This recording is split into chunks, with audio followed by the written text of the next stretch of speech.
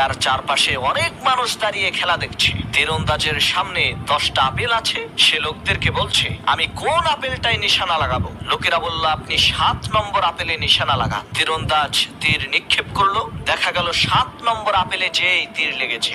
এইভাবে সে 10টা আপেলেই তীর নিক্ষেপ করলো। অবাক করা বিষয় হলো, তার নিক্ষেপ করা একটা তীরও লক্ষ্যভ্রষ্ট হয়নি। সেই তীরন্দাজ উপস্থিত সমস্ত লোকদেরকে উদ্দেশ্য করে বলল, আপনারা কি সাক্ষ্য দিচ্ছেন আমি একজন ভালো তীরন্দাজ?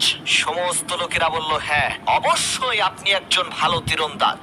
সেই তীরন্দাজ বলল, তাহলে আপনাদের মধ্য থেকে মাত্র একজন মানুষ আমার সামনে এসে দাঁড়ান, আমি তার মাথার উপরে একটা আপেল রেখে তীর নিক্ষেপ করব। তার এই প্রস্তাবে একজন মানুষও রাজি হলো না, কারণ যদি নিশানা ভুল হয়ে যায় তাহলে তো কেল্লা ফতে। সেই মেলার মধ্যে একজন ছোট বাচ্চা ছিল। সে এসে তীরন্দাজের সামনে দাঁড়িয়ে বলল, আমি রাজি আছি, আমার মাথায় আপেল রেখে আপনি তীর নিক্ষেপ করেন। ছোট বাচ্চার এই কথা শুনে মেলার সমস্ত লোকেরা অবাক হয়ে বলতে লাগলো, সর্বনাশ, এত ছোট একটা বাচ্চা, তার এত সাহস আসলো কোন জায়গা থেকে? তীরন্দাজ সেই ছোট বাচ্চার মাথায় আপেল রেখে তীর নিক্ষেপ করলো।